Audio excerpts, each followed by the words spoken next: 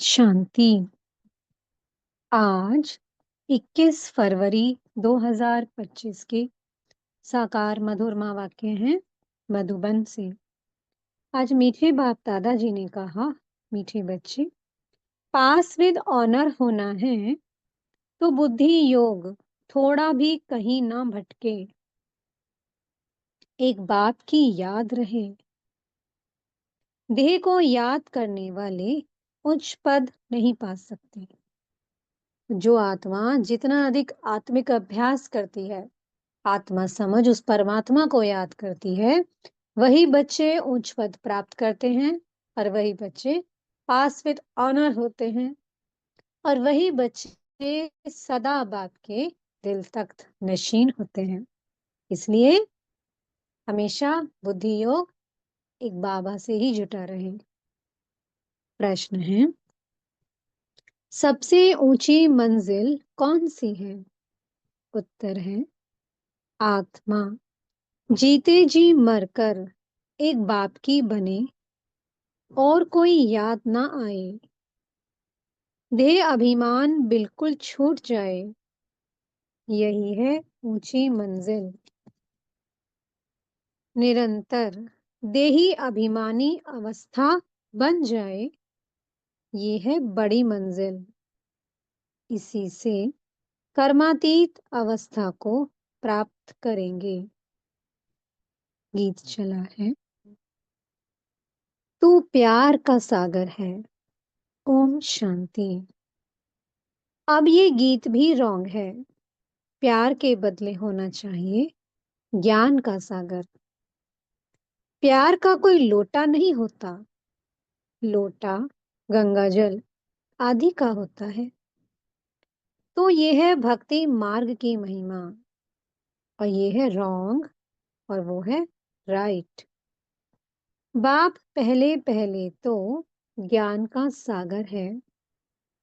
बच्चों में थोड़ा भी ज्ञान है तो बहुत उच्च पद प्राप्त करते हैं।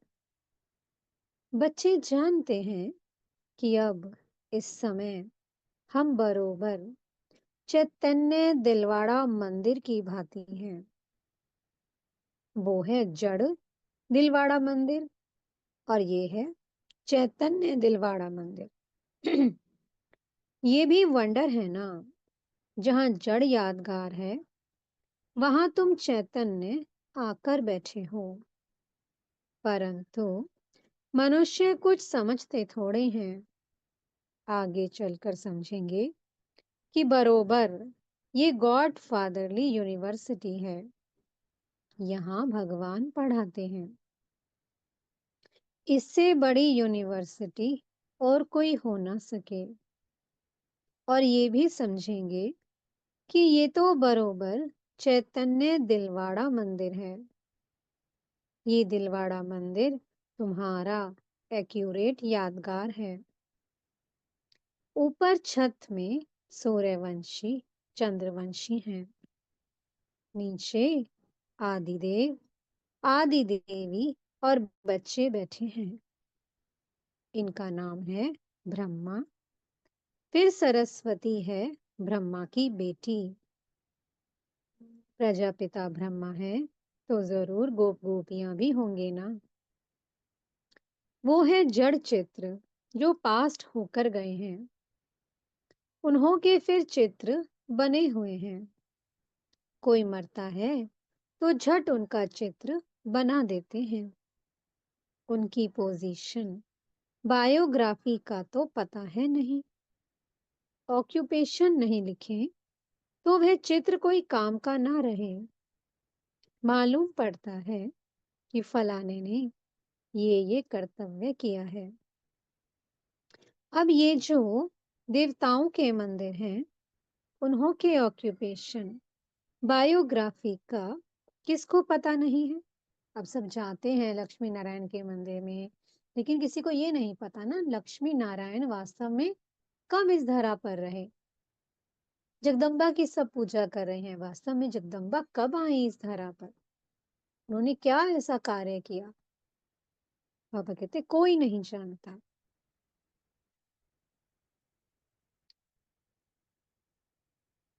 ऊंचते ऊंच शिव बाबा को कोई भी नहीं जानते हैं। इस समय तुम बच्चे सबकी बायोग्राफी को जानते हो। मुख्य कौन कौन होकर गए हैं, जिन्हों को पूछते हैं। ऊंचते ऊंच है भगवान। शिवरात्रि भी मनाते हैं तो जरूर उनका अवतरण हुआ है। परंतु कब हुआ, उसने क्या आकर किया, ये किसको भी पता नहीं है। शिव के साथ है ही ब्रह्मा। आदिदेव और आदि देवी कौन हैं? उन्हों को इतनी भुजाएं क्यों दी हैं?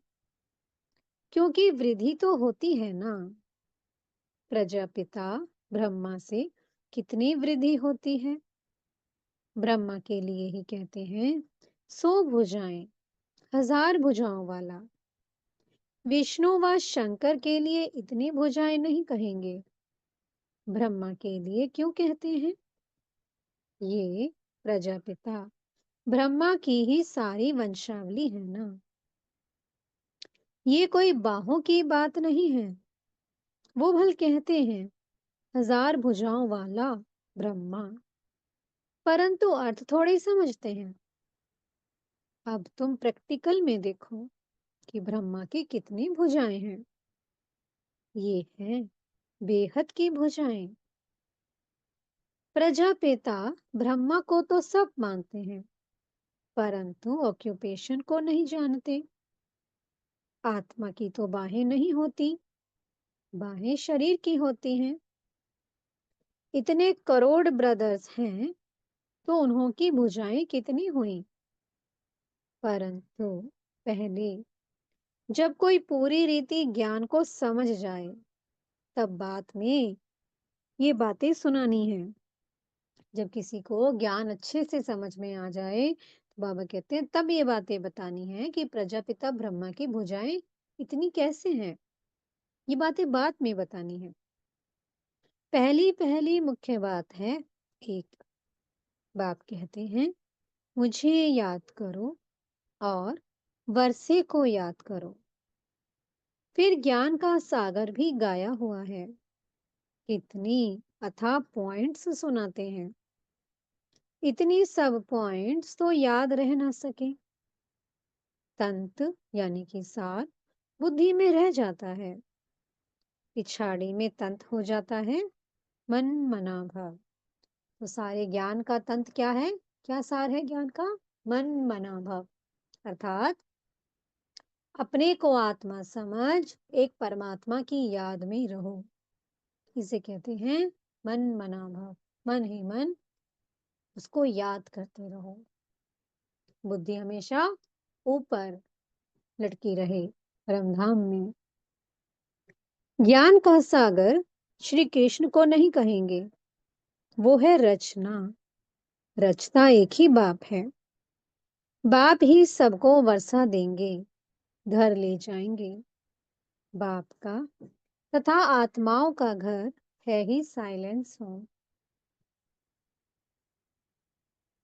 विष्णुपुरी को बाप का घर नहीं कहेंगे, घर है मूल वतन, जहां आत्माएं रहती हैं।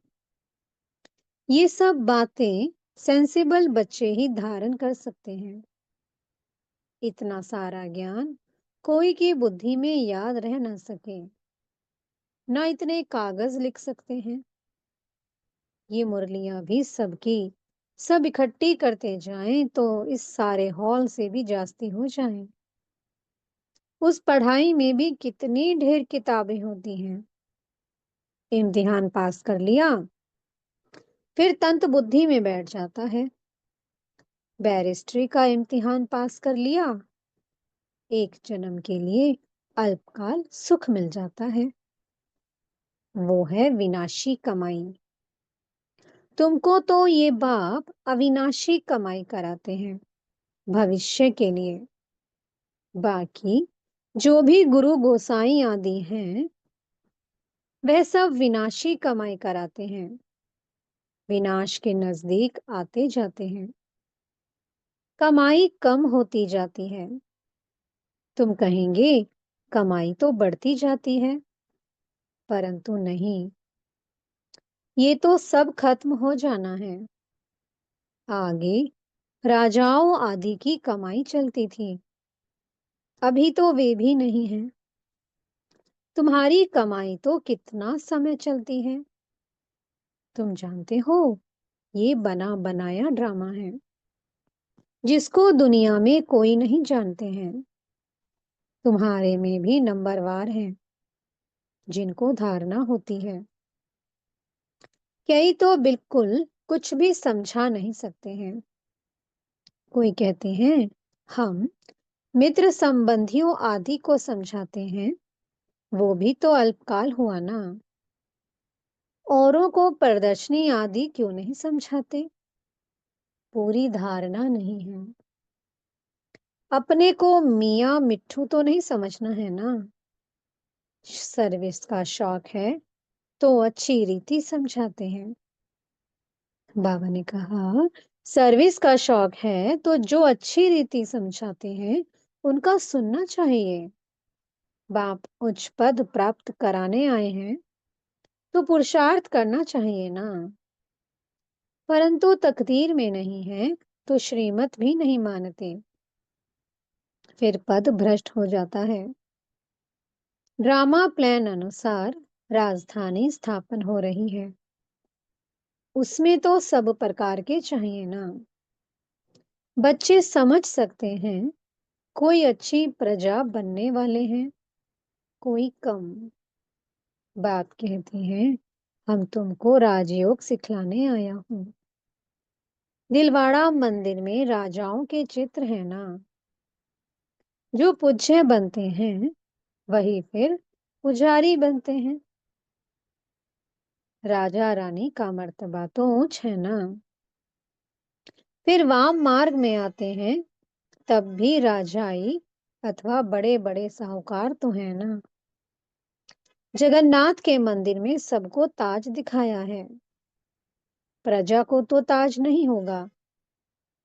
ताज वाले राजाएं भी विकार में दिखाते हैं। सुख संपत्ति तो उन्हों को बहुत होगी, संपत्ति कम जास्ती तो होती है।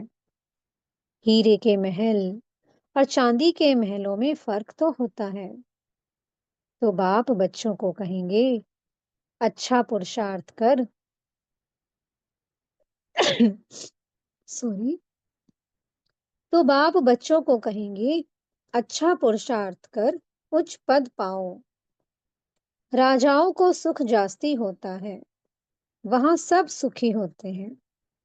जैसे यहाँ सबको दुख है, बीमारी आदि तो सबको होती ही है, वहां सुख ही सुख है।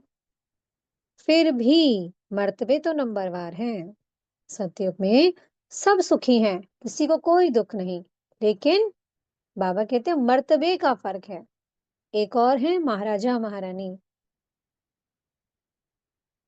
साहूकार, उनकी प्रजा, फिर प्रजा की भी प्रजा। बाबा कहते हैं मर्तबे तो सबके नंबरवार हैं। बाप सदैव कहते हैं, पुरुषार्थ करते रहो, सुस्त मत बनो।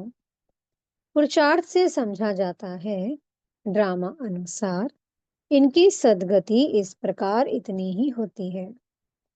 अपनी सदगति के लिए श्रीमत पर चलना है। टीचर की मत पर स्टूडेंट ना चले तो कोई काम के नहीं। नंबरवार पुरुषार्थ अनुसार तो सब है। अगर कोई कहते हैं कि हम ये नहीं कर सकेंगे, तो बाकी क्या सीखेंगे। सीख कर होशियार होना चाहिए।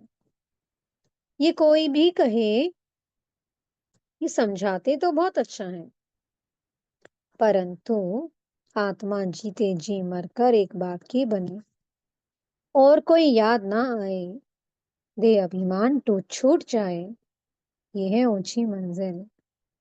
सब कुछ भूलना है, पूरी देही अभिमानी अवस्था बन जाए, ये बड़ी मंजिल है। वहां आत्माएं हैं ही ऐशरीरी, फिर यहाँ आकर देह धारण करनी है। बाबा कहते हैं आत्माएं परम धाम में ऐशरीरी हैं, कि जब इस धरा पर आती हैं तो देह धारण करती हैं। अब फिर यहाँ इस देह में होते हुए अपने को अशरीरी समझना है। ये मेहनत बड़ी भारी है। तो सारी मेहनत क्या है? अपने को अशरीरी समझने की, अपने को विदेही समझने की। अपने को आत्मा समझ कर्मातीत अवस्था में रहना है। सर्प को भी अक्ल है ना, पुरानी खाल छोड़ देते हैं।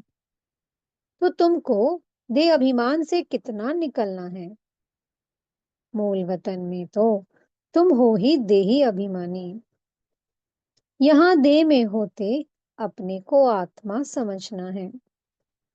देह अभिमान टूट जाना चाहिए। कितना भारी इम्तिहान है। भगवान को खुद आकर पढ़ाना पड़ता है। ऐसे और कोई कह ना सके कि देह के सब संबंध छोड़ मेरा बनो। अपने को निराकार आत्मा समझो। कोई भी चीज का भान ना रहे। माया एक दो की देह में बहुत फंसाती है। इसलिए बाबा कहते हैं इस साकार को भी याद नहीं करना है। बाबा कहते तुमको तो अपनी देह को भी भूलना है। एक बाप को याद करना है। इसमें बहुत मेहनत है। माया अच्छे अच्छे बच्चों को भी नाम रूप में लटका देती है। ये आदत बड़ी खराब है। शरीर को याद करना, ये तो भूतों की याद हो गई। हम कहते हैं एक शिव बाबा को याद करो। तुम फिर पांच भूतों को याद करते रहते हो। देह से बिल्कुल लगाव नहीं होना चाहिए। ब्राह्मणी से भी सीखना है, ना कि उनके नाम रूप में लटकना है। देही अभिमानी बनने में ही मेहनत है। बाबा के पास बल चाट बहुत बच्चे भेज देते हैं, परंतु बाबा उस पर विश्वास नहीं करता है। कोई तो कहते हैं हम शिव बाबा के सिवाय और किसको याद नहीं करते हैं, परंतु बाबा जानते हैं पाई भी याद नहीं करते हैं। याद की तो बड़ी मेहनत है। कहाँ न कहाँ फंस पड़ते हैं। देहधारी को याद करना, ये तो पांच भूतों की याद है। इनको भूत पूजा कहा जाता है। भूत को याद करते हैं। यहाँ तो तुमको एक शिव बाबा को याद करना है। मेरा तो बस एक शिव बाबा, दूसरा ना कोई। ये पाठ पक्का करना है सबको। पूजा की तो बात नहीं, भक्ति का नाम निशान गुम हो जाता है। फिर चित्रों को क्या याद करना है? वो भी मिट्टी के बने हुए हैं। बाप कहते हैं ये भी सब ड्रामा में नूंद है। अब फिर तुमको पुजारी से पूज्य बनाता हूँ। कोई भी शरीर को याद नहीं करना है, सिवाय एक बाप के। आत्मा जब पावन बन जाएगी तो फिर शरीर भी पावन मिलेगा। अभी तो ये शरीर पावन नहीं है। पहले आत्मा जब सतो प्रधान से सतो रजो तमो में आती है तो शरीर भी उस अनुसार मिलता है। अभी तुम्हारी आत्मा पावन बनती जाएगी, लेकिन शरीर अभी पावन नहीं होगा। ये समझने की बातें हैं। ये पॉइंट्स भी उनकी बुद्धि में बैठेंगी जो अच्छी रीति समझकर समझाते रहते हैं। सतो प्रधान आत्मा को बनना है। बाप को याद करने की ही बड़ी मेहनत है। कईयों को तो जरा भी याद नहीं रहती है। पास विद ऑनर बनने के लिए बुद्धि योग थोड़ा भी कहीं ना भटके, एक बाप की ही याद रहे। परंतु बच्चों का बुद्धि योग भटकता रहता है। जितना बहुतों को आप समान बनाएंगे उतना ही पद मिलेगा। देखो याद करने वाले कभी उच्च पद पा ना सके। यहाँ तो पास विद ऑनर होना है। मेहनत बिगर ये पद कैसे मिलेगा? ध्येय को याद करने वाले कोई पुरुषार्थ नहीं कर सकते। बाप कहते हैं, पुरुषार्थ करने वाले को फॉलो करो। ये भी पुरुषार्थ ही है ना। ये बड़ा विचित्र ज्ञान है।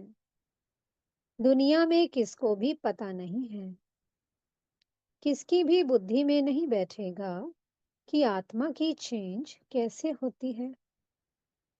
ये सारी गुप्त मेहनत है। बाबा भी गुप्त है।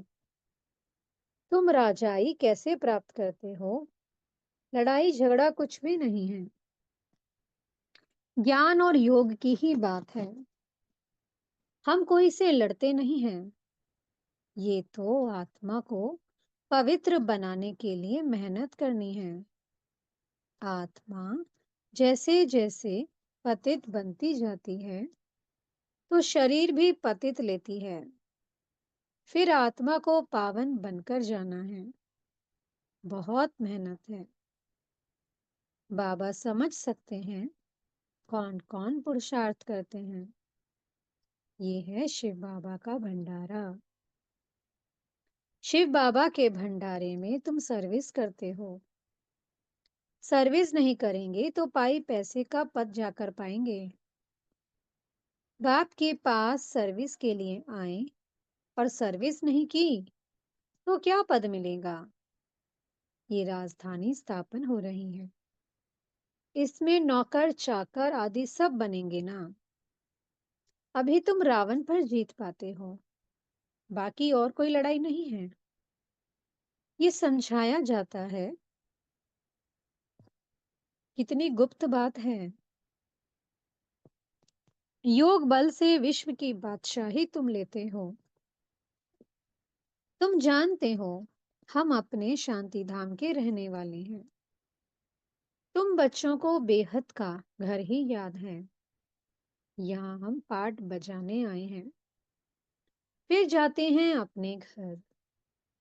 आत्मा कैसे जाती है, ये भी कोई समझते नहीं है। ड्रामा प्लान अनुसार आत्माओं को आना ही है। बाबा आते हैं संगम पर और सब आत्माओं को अपने संग घर ले जाते हैं, और फिर सब आत्माएं नंबरवार इस धरती पर नीचे उतरती हैं। ये बना बनाया ड्रामा है। मीठे मीठे सिकीलत है बच्चों प्रति माता पिता बाप दादा का याद प्यार और गुड मॉर्निंग। रूहानी बात के रूहानी बच्चों को नमस्ते। हम रूहानी बच्चों की मीठे रूहानी बाप दादाजी को बहुत बहुत याद प्यार, गुड मॉर्निंग और नमस्ते। धारणा के लिए मुख्य सार है। पहला पॉइंट, किसी भी देहधारी से लगाव नहीं रखना है। शरीर को याद करना भी भूतों को याद करना है। इसलिए किसी के नाम रूप में नहीं लटकना है। अपनी देह को भी भूलना है।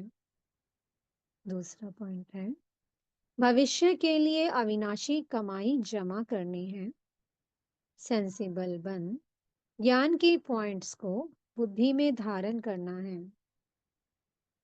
जो बाप ने समझाया है वह समझकर दूसरों को सुनाना है। मीठे सतगुरु जी वरदान दे रहे हैं। कल्प कल्प के विजय की स्मृति के आधार पर माया दुश्मन का आवाहन करने वाले महावीर विजयी भव। महावीर विजयी बच्चे पेपर को देखकर घबराते नहीं हैं, क्योंकि त्रिकालदर्शी होने के कारण जानते हैं कि हम कल्प कल्प के विजयी हैं। महावीर कभी ऐसे नहीं कह सकते कि बाबा हमारे पास माया को ना भेजो, कृपा करो, आशीर्वाद करो, शक्ति दो, क्या करो, कोई रास्ता दो। ये भी कमजोरी है। महावीर तो दुश्मन का आह्वान करते हैं कि आओ और हम विजयी बने। स्लोगन है, समय की सूचना है, समान बनो, संपन्न बनो। अव्यक्त इशारे हैं, एकांत प्रिय बनो, एकता और एकाग्रता को अपनाओ। कोई भी सिद्धि के लिए एक तो एकांत दूसरी एकाग्रता, दोनों की विधि द्वारा सिद्धि को पाते हैं। जैसे आपके यादगार चित्रों द्वारा सिद्धि प्राप्त करने वालों की विशेष दो बातों की विधि अपनाते हैं: एकांतवासी और एकाग्रता। यही विधि आप भी साकार में अपनाओ। एकाग्रता कम होने के कारण ही दृढ़ निश्चय की कमी होती है। एकांतवासी कम होने के कारण ही साधारण संकल्प बीज को कमजोर बना देते हैं। इसलिए इस विधि द्वारा सिद्धि स्वरूप बनो। ओम शांति। बहुत बहुत शुक्रिया प्यारे प्यारे हमारे मीठे मीठे बाप दादा जी का। ओम शांति।